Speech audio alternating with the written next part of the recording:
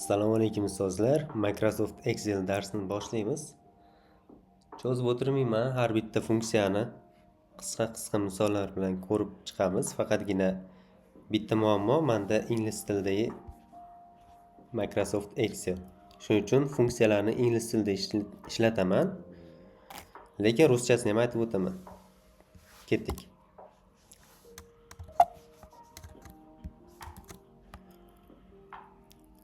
Bugun nimalarni o'rganamiz?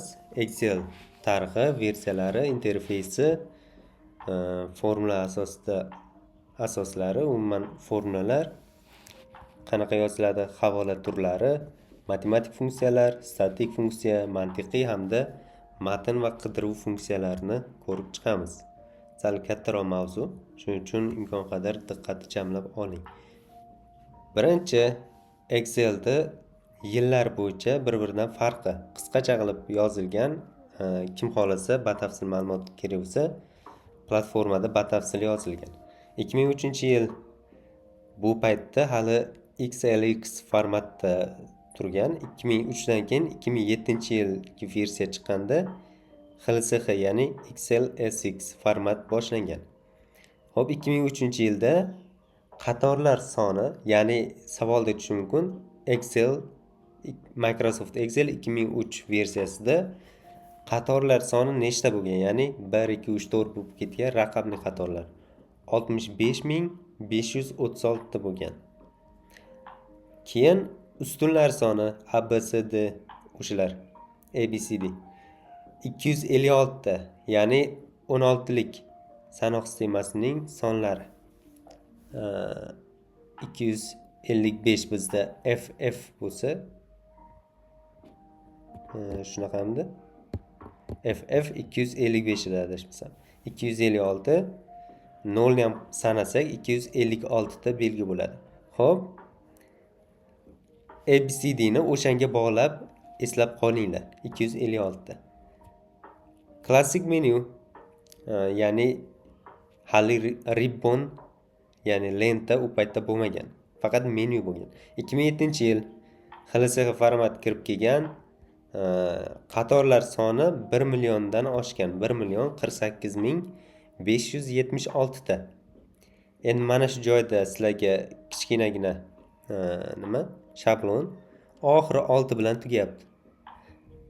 2003-yilda ikkala variant ham, ya'ni qator ham ustun ham 6 raqam bilan tugayapti. 2007-yilda faqatgina qatorlar soni, ya'ni raqamli qismi 6 bilan tugayapti. Ustunlar bo'lsa 16384 ta. Buni sal yodlab olish qiyin, shuning uchun yozib olib, bir necha marta qaytib o'qigandan keyin esda qoladi. Xo'p, ribbon qo'shildi. Eng katta o'zgarish 2007-yilda. 2019-yilda yangi funksiyalar qo'shildi. Yesli min. Bu funksiyani men ishlatib ko'rmaganman, ko'ramiz. Preclude, max yesli, min yesli, step, abedinit kabi funksiyalar. Abedinit degani tepada knopka bor, to'g'ri, lekin funksiya sifatida 2019-yilda qo'shilgan. Katagichda ishlatish. Hop, xaritali diagrammalar. Microsoft 365 da Pasmotr X funksiyasi qo'shilgan. Dinamik massivlar. Massivlar haqida kim bilmasa, massiv bu bir-biriga o'xshash bo'lgan, tepasida indeks bilan, ya'ni 0, 1, 2, 3 shunaqa indekslar bilan sanab olinadigan. Masalan, xonada 30 ta o'quvchi bor, birinchi o'quvchi, ikkinchi o'quvchi, uchinchi, ya'ni jurnal bo'yicha raqam bilan chaqirsak, u massiv bo'ladi. Agar biz ism familiyasi bilan chaqirsak, u obyekt bo'ladi. Ya'ni massiv sal soddaroq narsa, faqatgina raqam bilan uni chaqirib olishimiz mumkin. Obyekt sal mukammalroq, murakkabroq narsa. Ya'ni sinf ichida guruhlarga ajratib chiqishimiz mumkin. Lochinlar guruhi, burgutlar guruhi, yana bir narsalar guruhi, hamda har bitta guruh o'quvchilarini ismi bilan chaqirib olsak bo'ladi. Xo'p, tushunarli. Dinamik massivlar degani funksiya ichida dinamik massiv, ya'ni o'zgaruvchan massivlar ishlatish mumkin. Filtr, sort, lambda kabi yangi funksiyalar bor 365 ta. Bularda bu narsalar yo'q. Oddiy Microsoft yillik versiyalarida. 365 onlayn bo'lgani uchun, ya'ni xizmatlari ko'proq. Excel oynasi rus tilida bizda lenta asosiy ish qurolimiz bo'ladi. Ya'ni bu yerda Excelni sal kichikroq qilib ochib olay.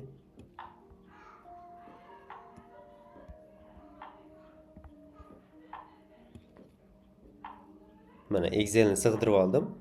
Mana bu ribbon, ya'ni tugmalar hamda yuqoridagi bo'limlar. Mana shu ribbon bo'ladi. Tepadagi bistri nima deyiladi? Bu yerda yozilmabdi. Stroka formuli, ya'ni boshqalardan farqi stroka formuli bor. Mana bu formulalar bo'limi. Masalan, mana bu yerga teng A1 qo'shilgan B1 deb kiritsam, mana buni ustiga bossam, bu yerda 0 ko'rsatsa ham, mana bu yerda formulasi ko'rinib turadi. Ya'ni mana bu yer stroka formuli bo'ladi. Keyingisi pol imeni, katak manzil, ya'ni A1, B5, D12 kabi kataklar manzil ko'rsatilgan mana bu. Pol imeni mana shu. Pol degani polya. Eslab qolinglar, polya, ya'ni maydon. O'sha bitta katakni mana shunday eslab qolish mumkin. Yacheyka bu bir dona katak. Unda ustun harfi bo'ladi, qatorni raqam bo'ladi. Mana shu katakni manzilini beradi. Ya'ni xohlagan bitta katakka bossak, L6 deb ko'rsatilyapti. Ya'ni L ustunida turibdi, 6-qatorda turibdi. Xo'p. Yacheykani ko'rdik. Diapazon. Diapazon bu qaysidir maydonni belgilasak, o'sha diapazon bo'ladi. Masalan, mana bu maydonni belgilasak, A1 dan Y10 gacha bo'lyapti. A1 dan Y10 gacha. Yuqorisi tugashi Y, bu tomonda tugashi 10, Y10. Boshlanishi A1. Masalan, A1 dan A5 gacha 5 ta katak bor. A1 dan C3 gacha. A1 dan A5 gacha 5 ta katakni amaliy ko'rsak, mana A1 dan A5 gacha. Mana bu A1, A2, A3, A4, A5. Jami 5 ta. Buni testlarda tushadigan holati bor. Oson usulni o'rgatib qo'yaman. Hali ko'ramiz uni ham. Varaqlar list 1, list 2 va hokazo. Mana bu yerda menda inglizcha bo'lgani uchun sheet 1 turibdi. Plus bossam sheet 2, plus bossam sheet 3. Har bittasi alohida varaq hisoblanadi. Xo'p, keyingi formula har doim teng belgisi bilan boshlanadi. Masalan, xo'p, mana bu yerda formula yozdik. 2 marta bossam ochiladi. Mana teng bilan boshladik formulani. Sizlarga sal yaqinlashtirib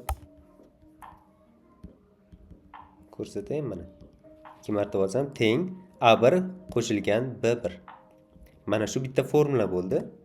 Bu teng bilan boshlanyapti. Har doim teng bilan boshlanadi. Operatorlar qo'shish, ayirish, ko'paytirish, bo'lish, buni ko'pchilik ishlatib ko'rgan. Qo'shish, ayirish bir xil, ko'paytirish faqat yulduzcha belgisi ishlatiladi. Bo'lish uchun drop, ya'ni yotiq chiziq. Sizlar kamroq ishlatadigan belgilar pastda mana. Daraja belgisi, tepaga qaragan uchburchak foiz belgisi, foizni hisoblaydi. Va belgisi matn birlashtirish uchun amaliy birdaniga ko'rib ketamiz. Mana bu yerga xo'p 2 masalan 2 osonroq hisoblash uchun 2 ni darajalari yoki bo'lmasa 2 ni ko'paytmalari bilan ishlashimiz mumkin. Masalan, mana bu yerda teng deb turib, boshdan boshlaylik. Teng, eng soddasidan. A1 katak ustiga bosyapman, o'zi avtomatik oladi, bilasizlar. Bilmaydiganlar bo'lsa, mana shunday qiladi. Ishoradan keyin katak ustida bitta mishgani bosamiz, o'zi oladi. A1 plus B1. Ikkalasini qo'shib 3 deydi. Bunisiga teng A1 minus A2 minus B2 teng 0. Endi bunisiga teng A3 ko'paytiruv B3. Enter bosam 6. Bunisida 2 bo'lingan 4 teng A1 A4 kechirasizlar. Drop 4 0,5.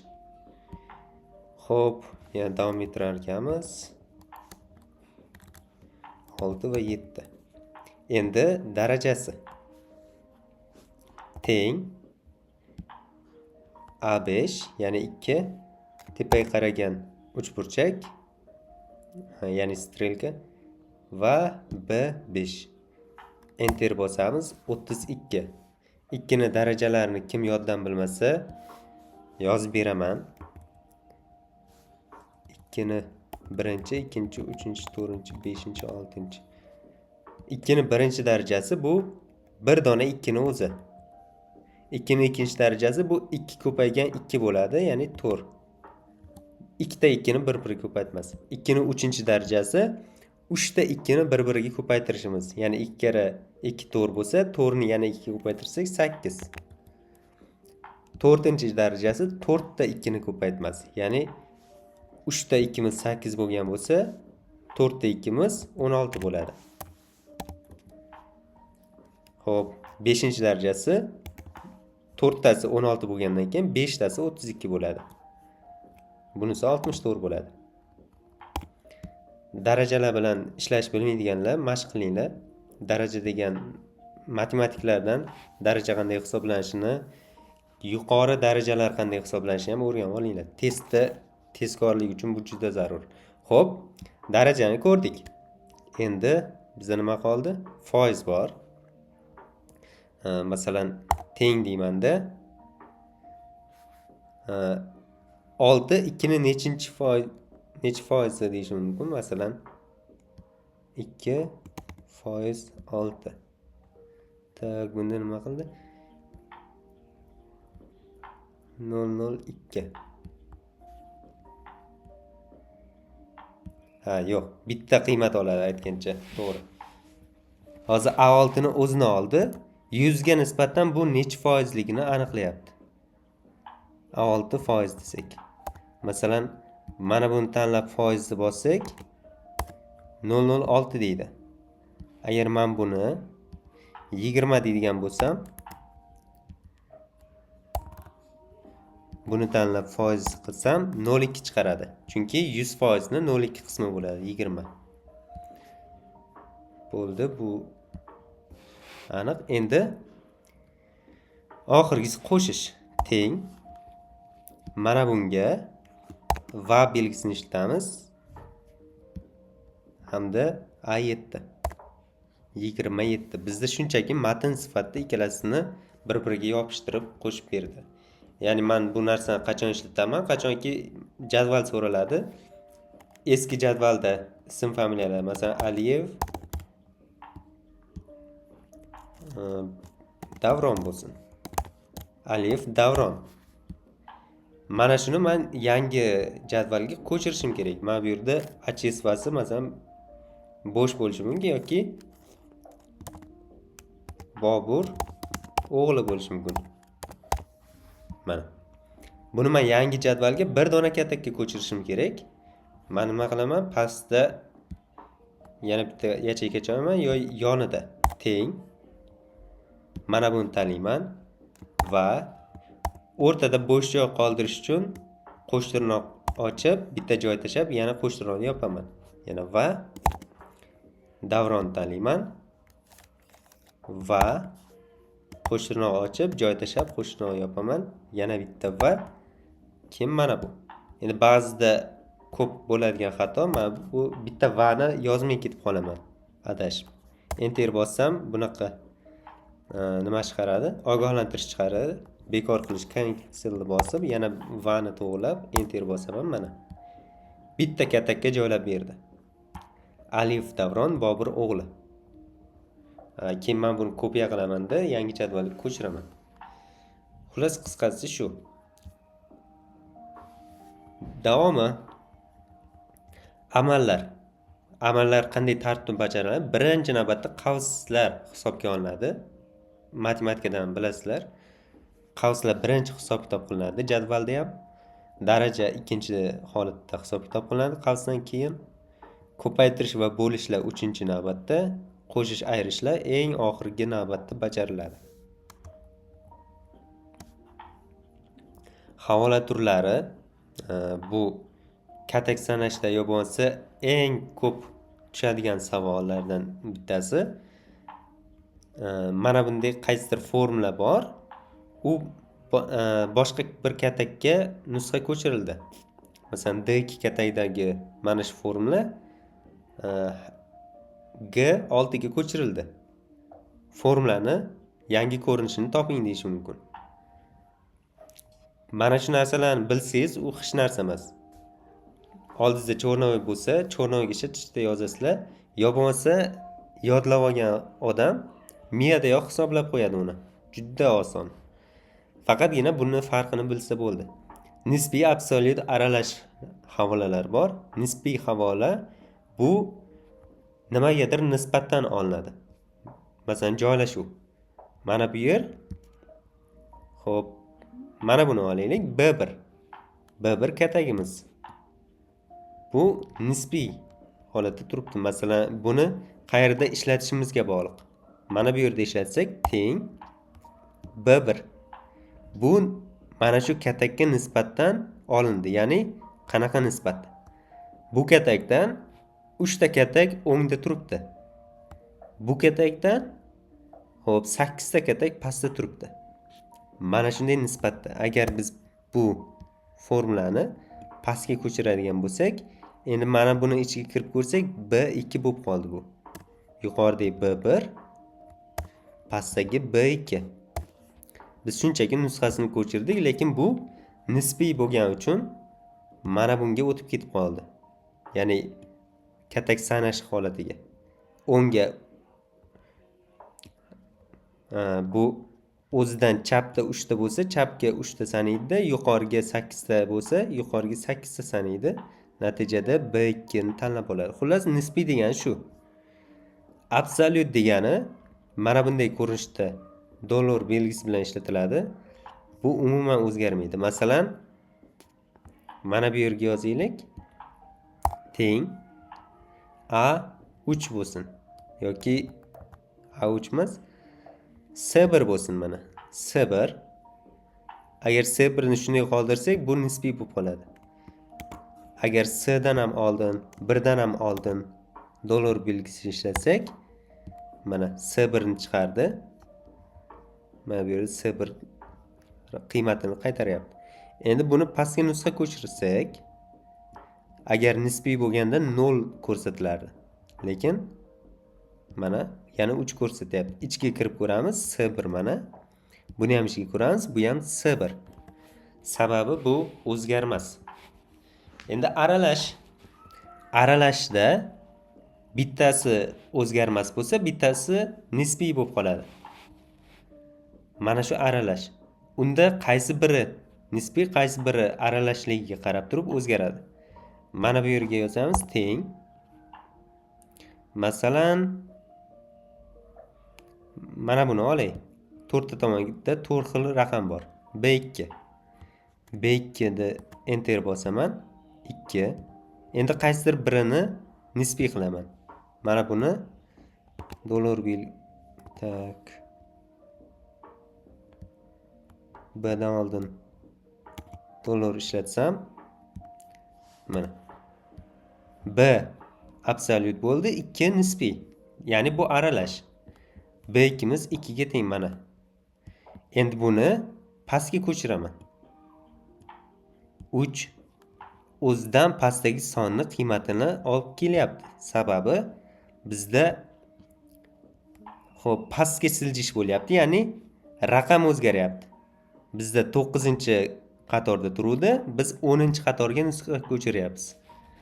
Nusxa ko'chirganimizda bizda raqam o'zgargani uchun mana bu yerda raqamimiz nisbiy, ya'ni o'zgaruvchan. B'miz bo'lsa o'zgarmas harfimiz. Endi buni o'ng tomonga nusxa ko'chirib ko'raman. 2. Endi ko'ramiz natijani. B2 B2. Lekin pastdagi B3. Nimaga? Chunki bizda harfimiz o'zgarmas. Harfimiz mana shu joyda faqatgina mana shu qatorda bo'ladi. Ya'ni qator emas, ustunda. Faqat B ustunida ishlaydi.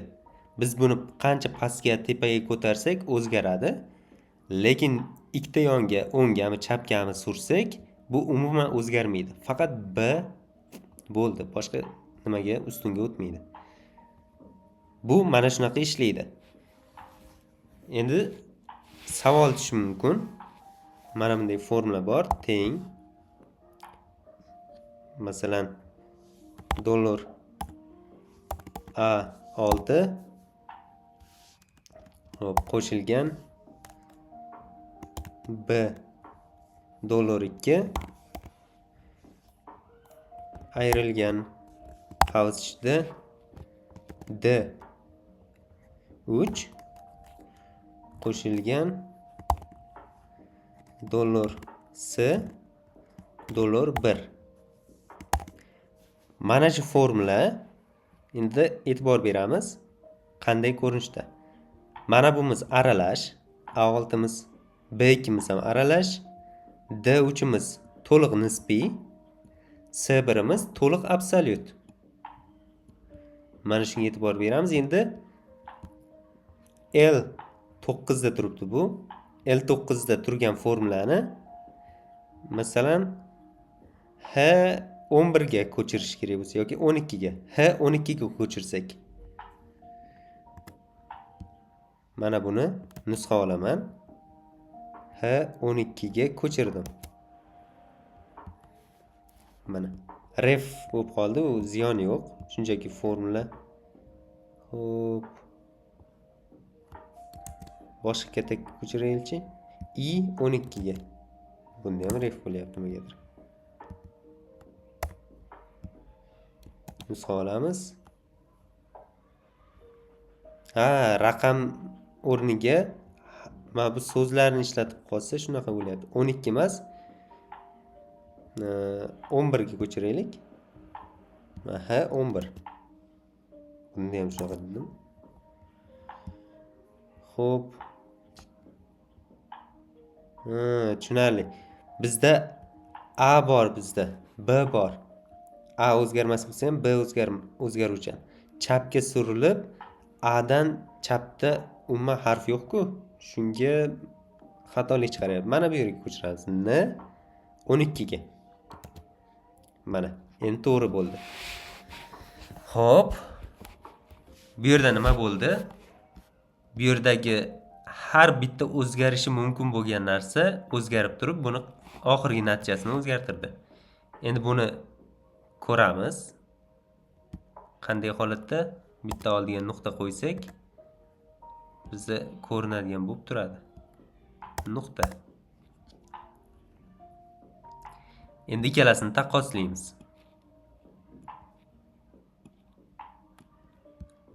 Mana bu A6 edi, A9 bo'lib qoldi.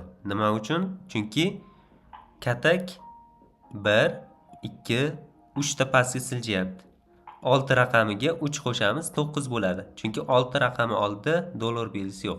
Endi bunisi B o'zgaradi, 2 o'zgarmaydi. Mana bu yerda 2 o'zgarmagan, dollar 2 turibdi. B qanday qilib D ga aylanib qoldi?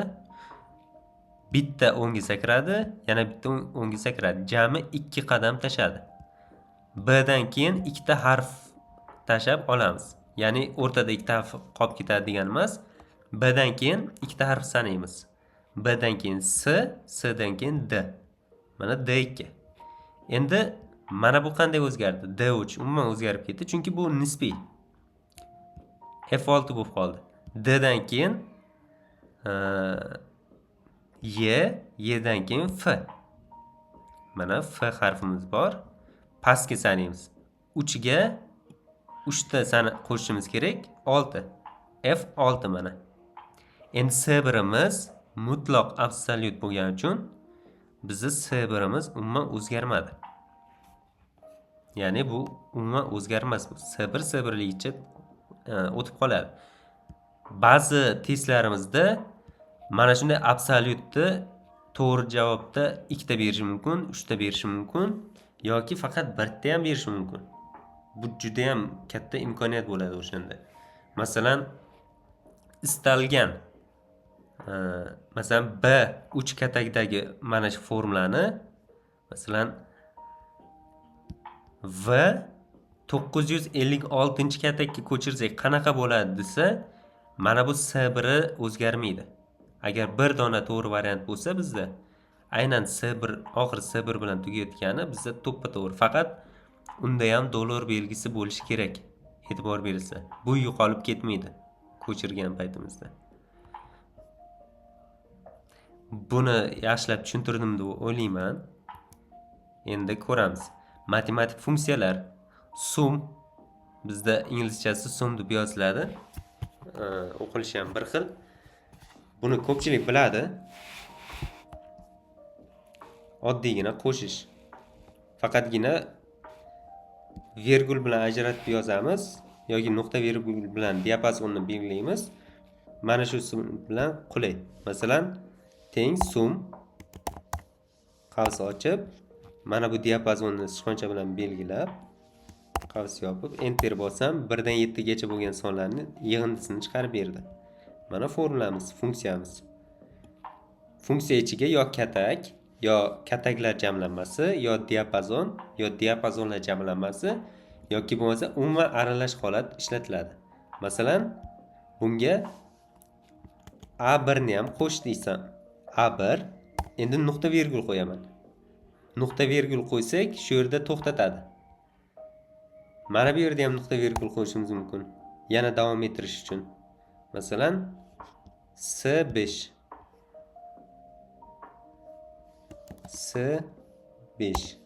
Hozir tashqariga bosgan uchun bu formulani saqlashga harakat qildi. Nuqta virgul bilan tugagani uchun saqlanib bo'lmadi. Ошибка berdi. Xo'p, S5 ham qo'shildi. Endi men S5 emas, S7 gacha qo'shmoqchiman. 2 ta nuqta S7. Mana bizda bitta katak va 2 ta diapazon qo'shilyapti. Enter bossam, nimasi xato hozir? Plus. Bizda mana bu va belgisini ishlatganmiz-ku S7 da. S2 deylik. Mana tepaga naborib qo'shadi. Endi enter bosamiz, yana xato. Biz qanday xato? Hozir sumda shunda nimani qo'shmayman deyaptimi? Formula qo'llanilganini qo'shmayman deyapti. Xo'p, shuni o'zi yetarli. Yana qo'shmayman deyapti. Number 1 number tenglar. Hozir mana Excel'imda nimadir xato ketyapti menimcha, bu xuddi mana shu tartibda yozilishi kerak edi.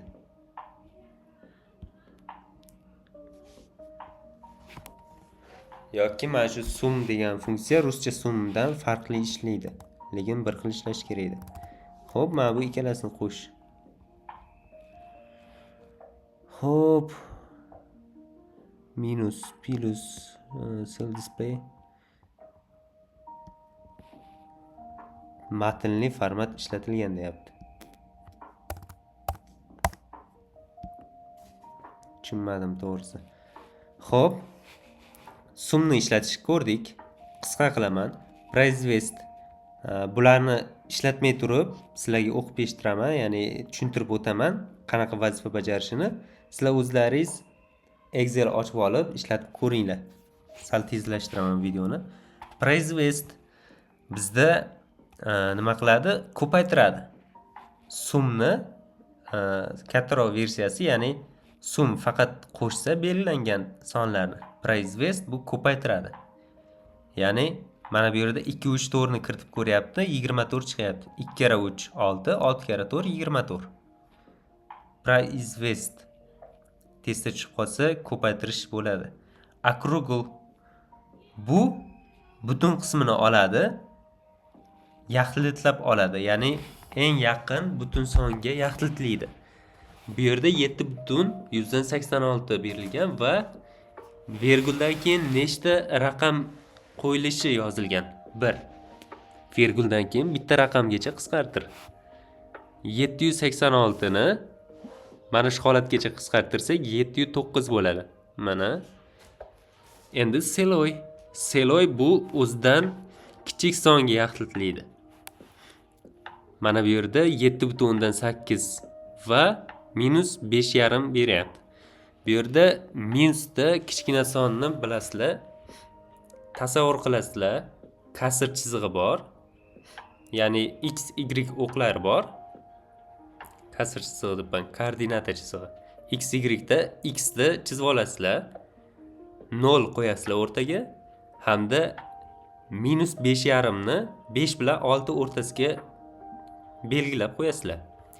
Minus 5,5 dan kichik son qaysi? Bizda minus 6 bo'ladi. Ya'ni chap tomondagi son kichkina, bilasizlar.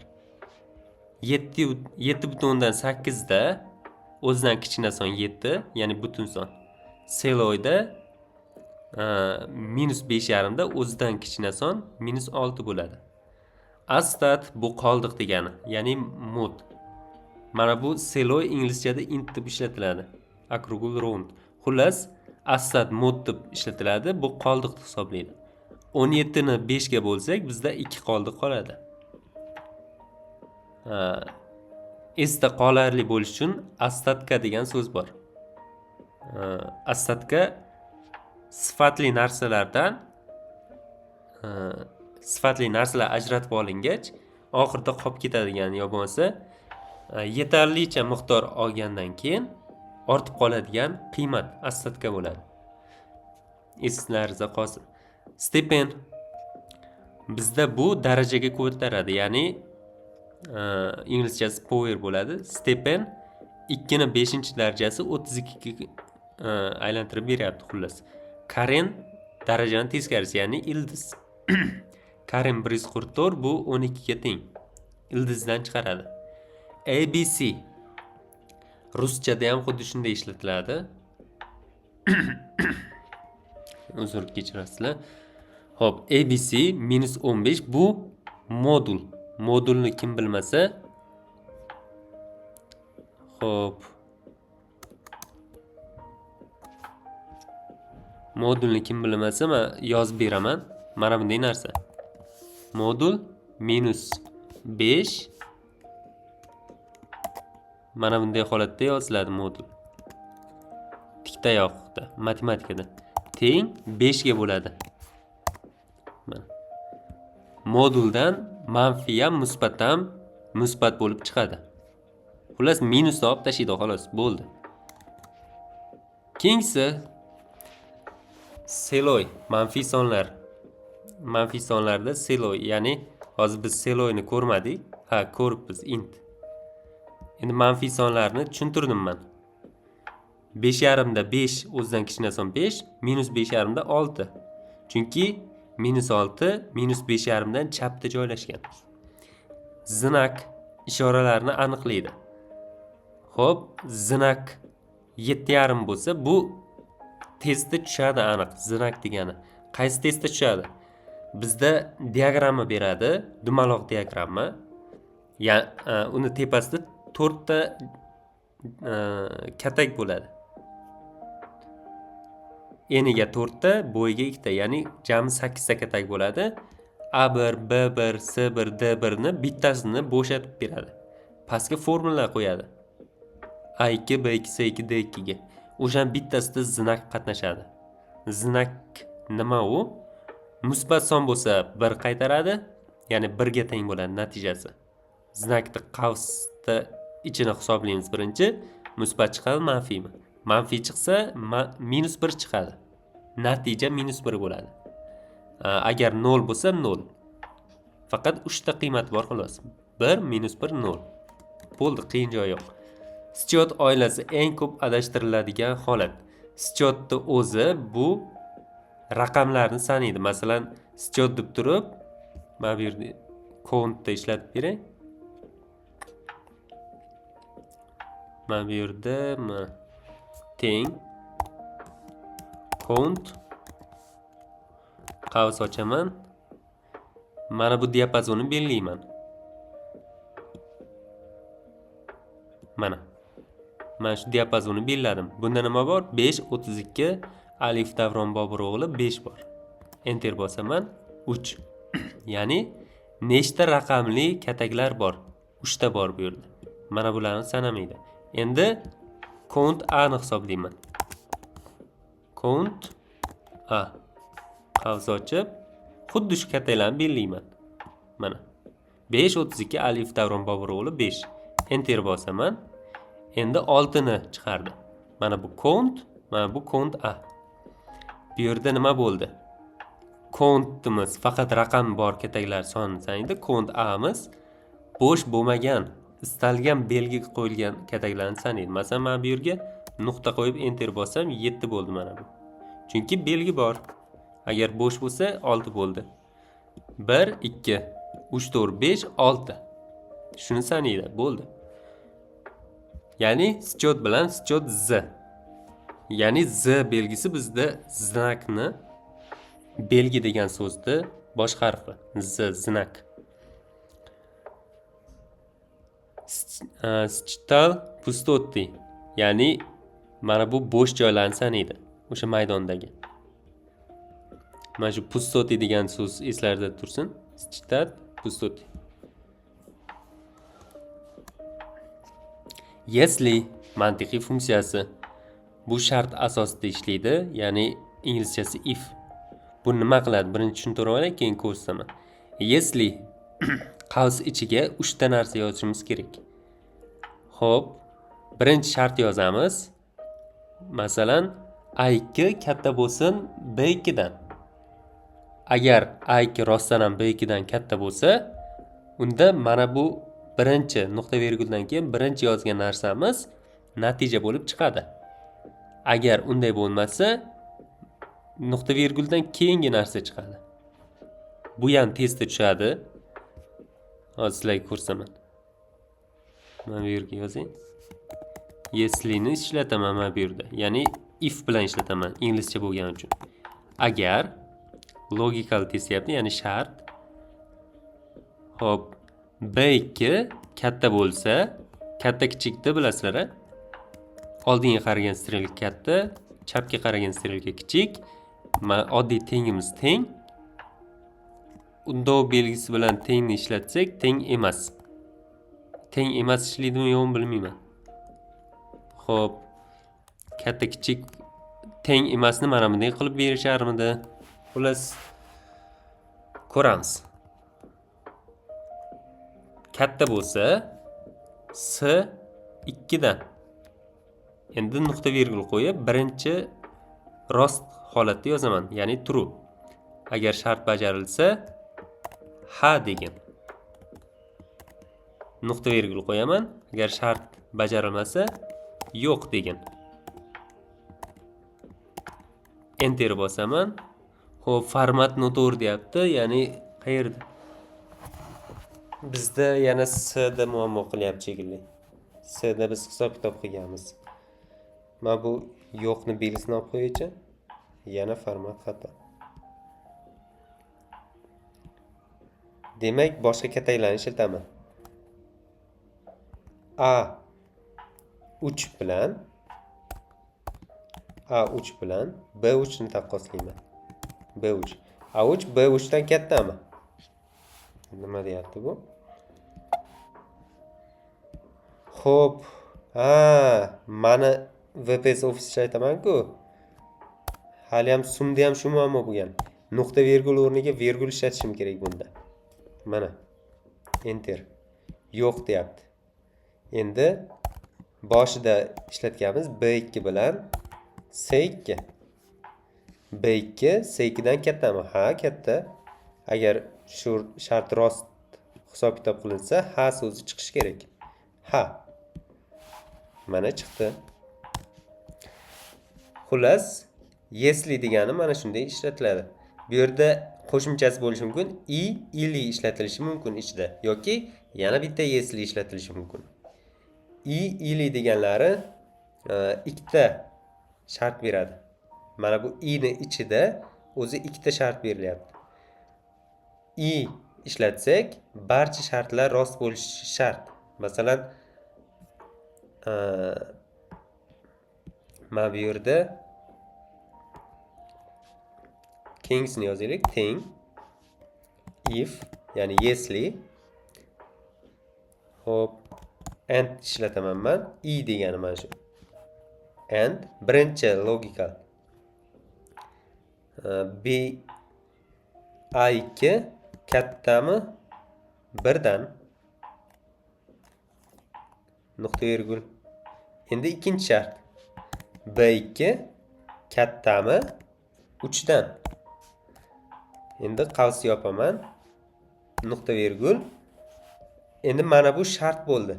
And bilan yozilgani if ichidagi bir dona shartni o'rnini bosadi. Ya'ni mana bu yoki rost yoki yolg'on natija qaytaradi and. Hozir ko'ramiz. Ha bo'lsin, agar rost qiymat qaysi. Agar unday bo'lmasa, xo'p, yo'q bo'lsin. Enter bosamiz. Ha, yana nuqta virgul. Microsoft Excel'da ko'proq ishlaganim uchun unga o'rganib qolganman. Keyin formulalarni undan bunga ko'chirishda sal muammo bo'ladi. Yo'q dedi. Sababi bizda birinchi shartimiz to'g'ri. A1imiz 1 dan katta, ya'ni 2. B2imiz bo'lsa 3 dan katta emas. Ya'ni u 2 o'zi 3 dan katta emas. Yolg'on bo'ldi, yo'qqa o'tib ketdi. Endi buni ham 1 dan kattami yoki 0 dan kattami deylik. Enter bosamiz, endi ha bo'ldi. Sababi ikkala shart ham bajarildi. And o'rnida boshqa funksiya ham bo'lishi mumkin, ya'ni bu yerda ili. Ilini inglizchasi or bo'ladi. Or ishlatamiz. Yesli. Mana bu or degani bizda ili degani, ya'ni yoki o'zbekchasi.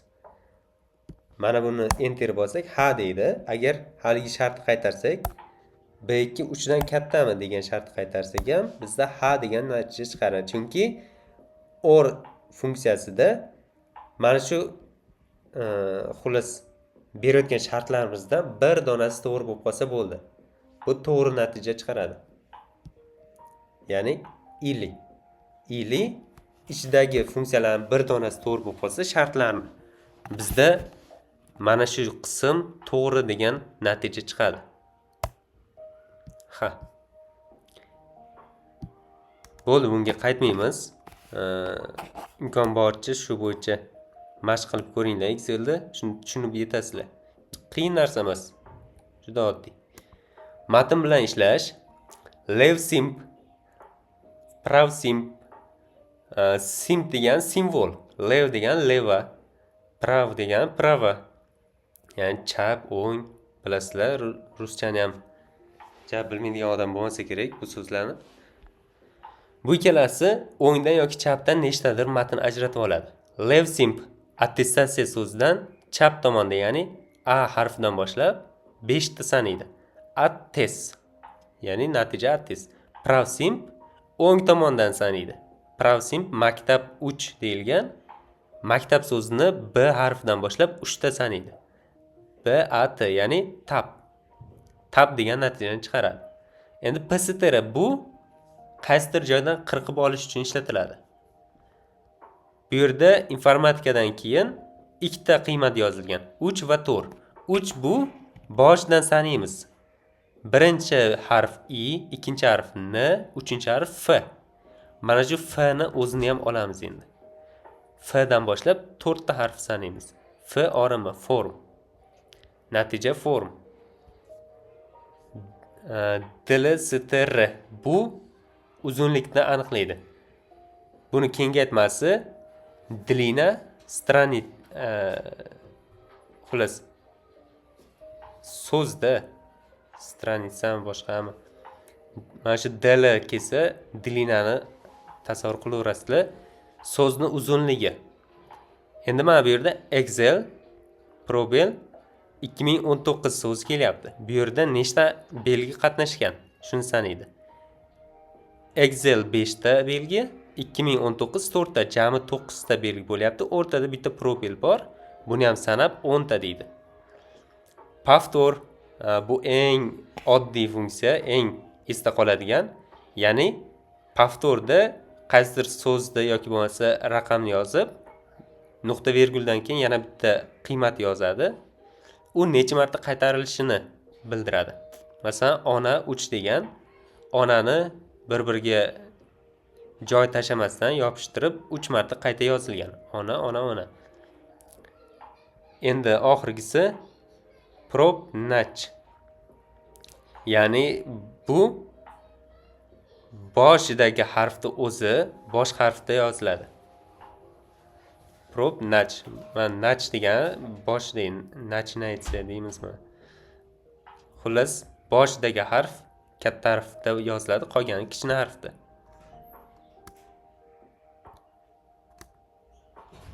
Endi sal tushunish qiyin bo'lgan funksiya bor. VPR. VPR. VPR deb inglizcha talaffuz qilyapman. Xullas, BPR. Inglizchasi lookup. VPR nima qiladi? Xo'p, nimani? Ya'ni biz bironta katak tanlaymiz. Jadval, ustun, aniq, taxminiy. Ya'ni katak emas, aniqrog'i qidirishda ishlatiladi bu VPR. Masalan, bizda jadvalda mana bu maydonda shuncha belgi bor. Mana bu yerga yozishimiz mumkin.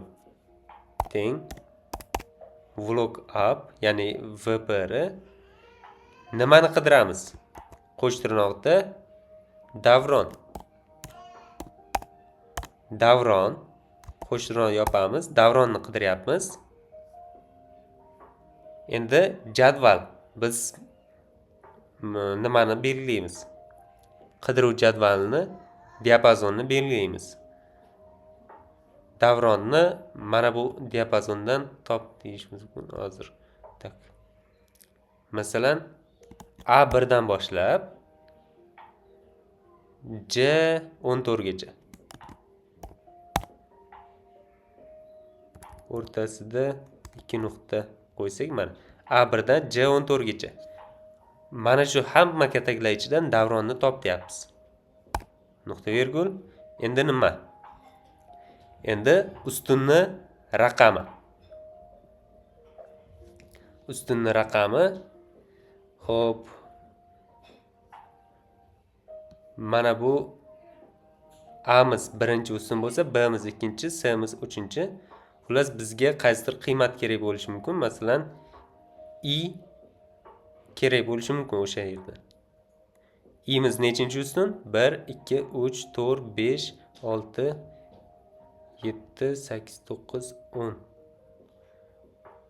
Hozir men o'zim buni ishlatmaganim uchun taxmin qilyapman mana shu deb. Agar boshqacha bo'lsa, F dan boshlab, davron o'zi turgan joydan boshlab nechinchi ustun deyish mumkin? 1, 2, 3, 4 bo'ladi unda. 3 bo'ladi unda. I'miz. Bu yerda nima deyapti o'shani? Table call index num. Demak, to'g'ri yozyapmiz 10 deb menimcha. Endi oxirgisi mana buni yana xato qilyapman. Virgul qo'yishim kerak.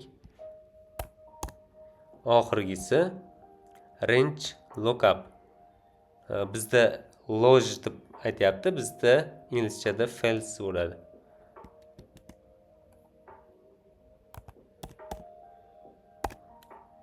False.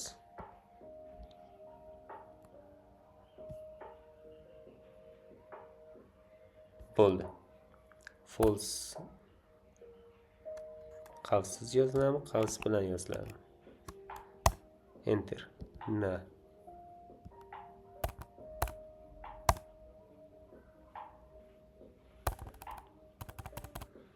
Hop.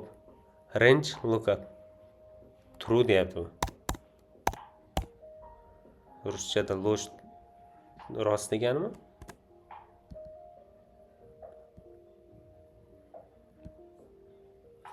Hop, bo'lmasa F ni o'zini qilaylik. F birdan. Mana shu ishlatmaganim uchun sal cho'zilyapti ustozlar. To'g'ri tushunasizlar. Ref qaytaryapti. Demak, 4-chi. Lookup. Bu nima uchun kerak o'zi? Bu attestatsiyada men ko'rmaganman. Shunchaki bu funksiya bor bo'lgani uchun, ishlaydigan funksiya bor bo'lgani uchun tushuntirib o'tyapman. Vazifasi belgilangan joydan kerakli so'z topadi. Ha, davron. Baribir xato edi.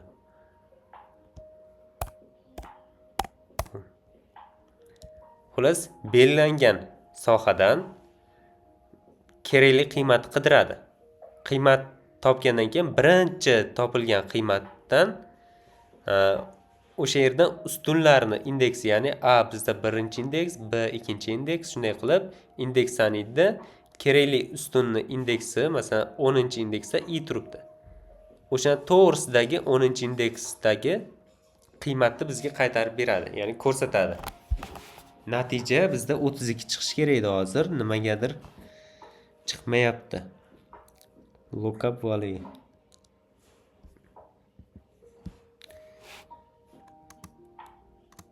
Qidirilayotgan qiymat A2. Bizda katak tanlanish kerak ekan.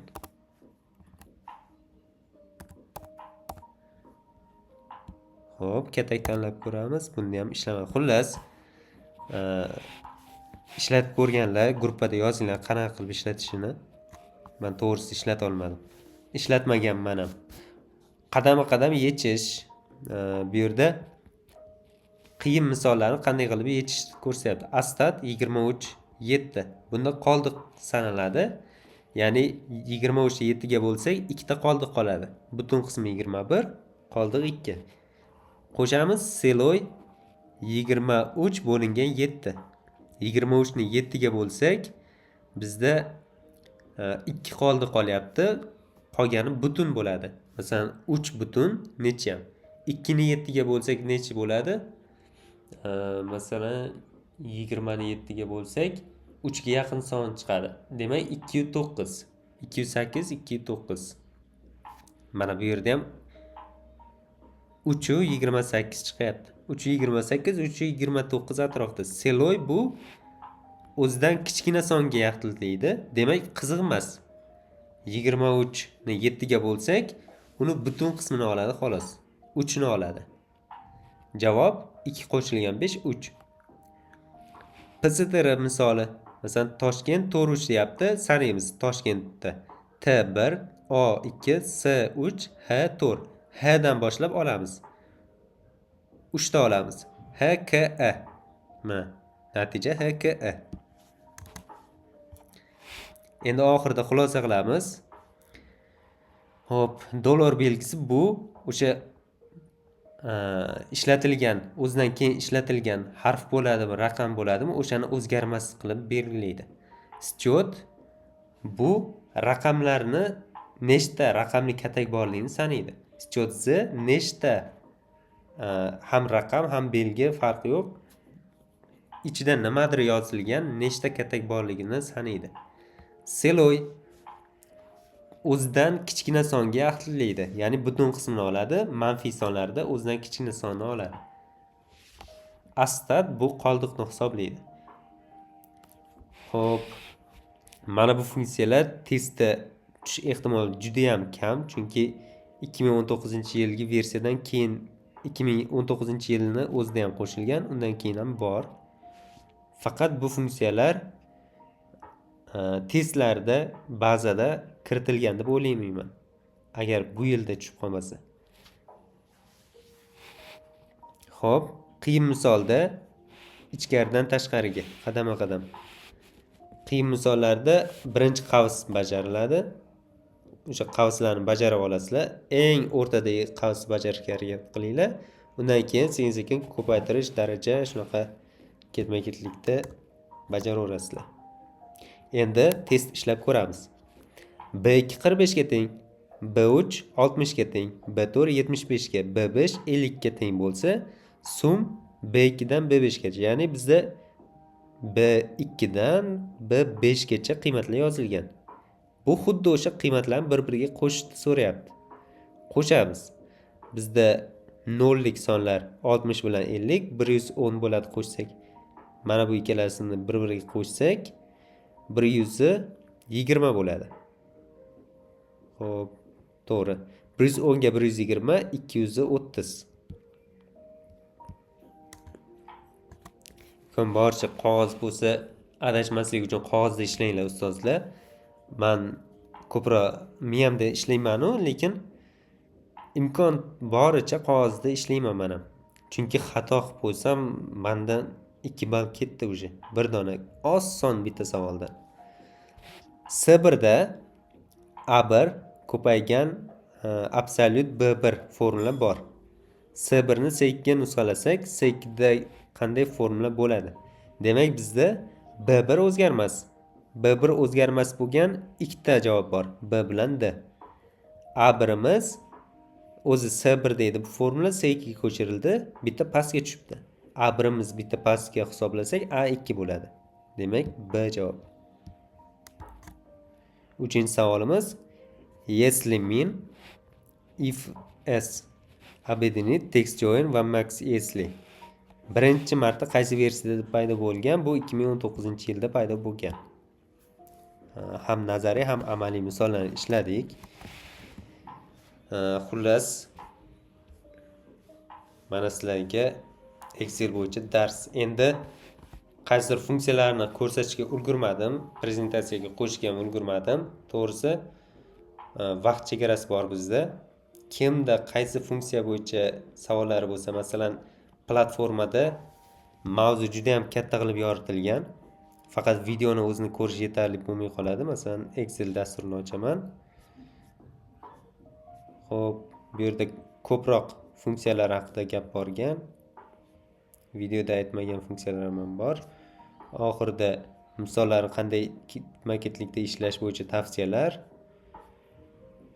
Hozir videolarni shu yerga joylayman keyin, zapis bo'lgandan keyin.